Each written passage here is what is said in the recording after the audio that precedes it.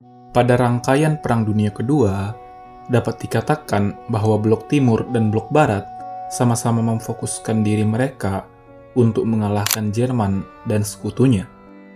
Dalam Perang Berlin, kedua blok terus-menerus menekan negara itu sampai benar-benar luluh lantak. Pada akhirnya, negara itu pun benar-benar kalah setelah menaklukkan hampir seluruh Eropa. Pemimpin Jerman, Adolf Hitler, ditemukan tewas bunuh diri di dalam bunker bawah tanah Berlin pada 1945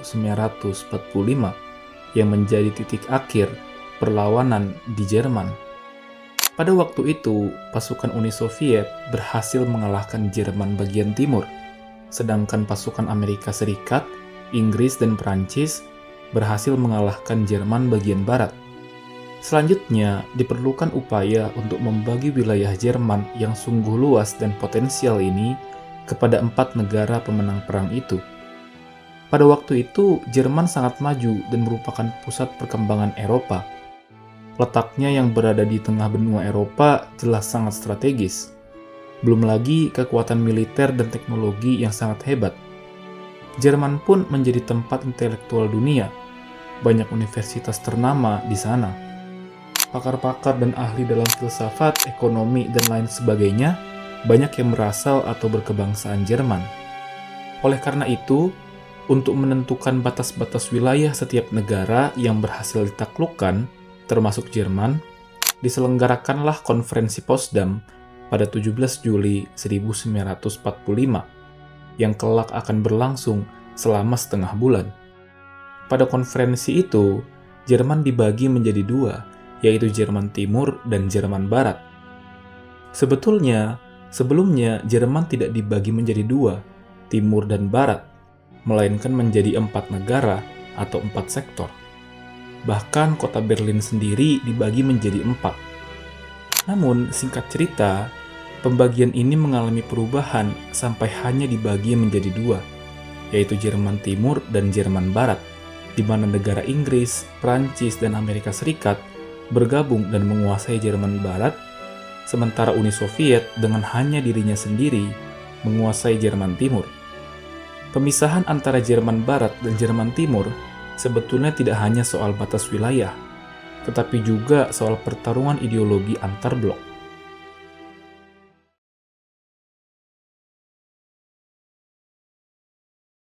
Pada waktu itu, Jerman Barat disebut Republik Federal Jerman. Republik Federal Jerman berdiri pada 23 Mei 1949 dan beribu kota di Bonn dengan presiden pertamanya Theodor Heuss dan Perdana Menteri Konrad Adenauer. Kondisi Jerman Barat masih seperti negara-negara Eropa lain, yaitu berpulih dan sedang dalam proses untuk bangkit dari keterpurukan ekonomi pasca perang. Namun, perekonomian Jerman perlahan membaik karena Marshall Plan yang diinisiasi oleh Amerika Serikat. Sementara itu, Jerman Timur, yang juga disebut Republik Demokratik Jerman, berdiri pada 7 Oktober 1949. Ibu kota dari Jerman Timur adalah Berlin Timur. Pada waktu itu, Partai Persatuan Sosialis Jerman menjadi partai penguasa dan tunggal di Jerman Timur. Sistem ekonomi di sana adalah komunisme, yang dimana industri dikontrol oleh negara. Oleh karena pengontrolan yang begitu ketat inilah, Jerman Timur jauh tertinggal daripada tetangganya, Jerman Barat. Pada dasarnya, masyarakat Jerman sedari awal tidak menghendaki pemisahan ini. Mereka sejak awal adalah wilayah yang bersatu, yang karena kepentingan negara-negara besar itu menjadi terpisah. Ditambah lagi dengan kesulitan ekonomi akibat ideologi komunisme yang dipaksakan, yang membuat rakyat Jerman Timur semakin sulit berkembang. Masyarakat Jerman Timur yang melihat kemakmuran tetangganya itu pun hendak kabur untuk memperoleh kehidupan ekonomi yang lebih baik.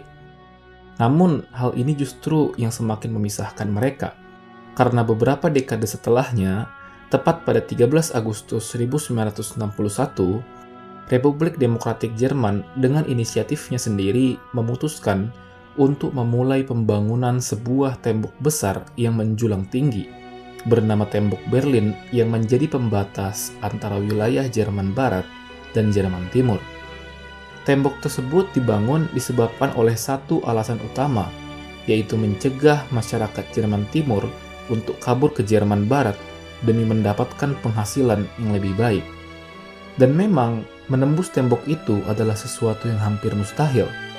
Tidak hanya karena tingginya, tetapi juga karena tembok itu dikawal ketat oleh tentara Jerman Timur yang senantiasa mengawasi.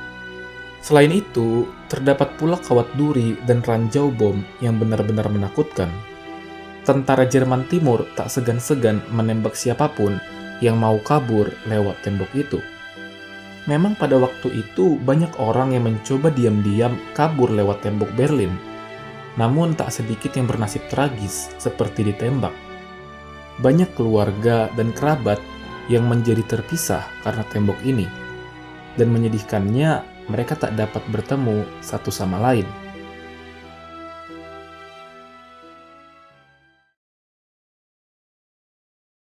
Pada 17 Juni 1953, terjadi demonstrasi di Berlin Timur untuk memprotes kebijakan ekonomi sosialis pemerintah. Lalu, singkat cerita, pada 1985, Uni Soviet mengalami perubahan kebijakan politik yang diciptakan oleh Mikhail Gorbachev. Gorbachev banyak membuat perubahan di Uni Soviet. Di masa kepemimpinannya, Uni Soviet lebih membuka diri terhadap dunia internasional. Kebijakan-kebijakan Gorbachev seperti Glasnost dan Perestroika menciptakan Uni Soviet yang lebih transparan dalam institusi dan pemerintahannya. Ini seolah menjadi angin segar untuk rakyat Jerman Timur. Demokratisasi yang dilakukan oleh Gorbachev secara tidak langsung memperlihatkan kelemahan ideologi komunisme. Pada 1989, gelombang perlawanan rakyat Jerman Timur makin meningkat. Semakin banyak rakyat yang melarikan diri ke Jerman Barat dan juga melakukan aksi demonstrasi.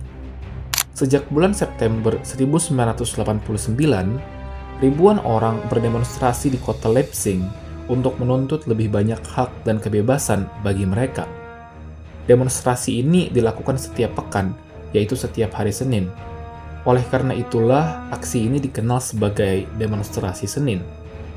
Tuntutan mereka adalah reformasi politik dan kebebasan berpendapat. Pada Oktober 1989, para demonstran mulai menyerukan tentang gagasan penyatuan Jerman. Mereka ingin agar Jerman Timur dan Jerman Barat kembali bersatu dan membentuk satu negara yang tak terpisahkan seperti dulu. Melihat aksi demonstran yang semakin besar, Erich Honecker, pemimpin Jerman Timur kala itu, terpaksa mengundurkan diri dari jabatannya pada 18 Oktober 1989. Hal ini seolah membuka kesempatan rakyat Jerman Timur untuk kabur ke Jerman Barat. Para imigran meninggalkan Jerman Timur menuju ke perbatasan Cekoslowakia. Kemudian dari Cekoslowakia, mereka meneruskan perjalanan sampai akhirnya tiba di wilayah Jerman Barat. Aksi Long March ini berhasil memindahkan lebih dari 15.000 warga Jerman Timur yang hendak bergabung dengan Jerman Barat. Pada 9 November 1989, tembok Berlin yang merupakan simbol pemisah akhirnya diruntuhkan oleh sebagian warga Jerman yang antusias menyambut kemenangan. Akhirnya mereka dapat bersatu kembali. Seminggu kemudian, warga Jerman Timur langsung mengadakan pemilu untuk memilih Dewan Rakyat. Pada 18 Maret 1990, pertama kalinya diadakan pemilu yang bebas bagi warga Jerman Timur. Kurang lebih 34 partai berpartisipasi, setelah sebelumnya hanya ada partai tunggal, yaitu Partai Persatuan Sosialis Jerman. Setelah penyatuan itu, diadakanlah pertemuan 2+4 yang dimana 2 yaitu Jerman Timur dan Jerman Barat bertemu dengan 4 yaitu Perancis, Inggris, Amerika Serikat, dan Uni Soviet. Pada pertemuan itu mereka berenam membahas ide penyatuan Jerman. Selain itu dibahas pula terkait penghapusan hak-hak sekutu di Jerman. Pada 18 Mei 1990, dua Jerman menandatangani traktat pembentukan Uni Ekonomi, Mata Uang, dan Sosial. Pada 12 September 1990, 4 negara sekutu menandatangani traktat perjanjian 2+4. Artinya, 4 negara telah memberikan kedaulatan penuh kepada Jerman. 1 juta warga Jerman merayakan keberhasilan reunifikasi di depan gedung Reichstag di Berlin.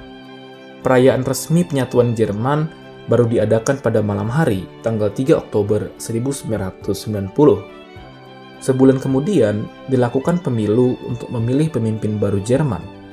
Pemilu ini berbeda dengan pemilu sebelumnya, di mana pemilu ini memilih anggota parlemen Jerman yang kelak anggota di parlemen akan memilih presiden dan kanselir Jerman. Hampir 1 tahun setelahnya, Jerman bersatu dan mereka tak terpisahkan hingga kini. Terima kasih.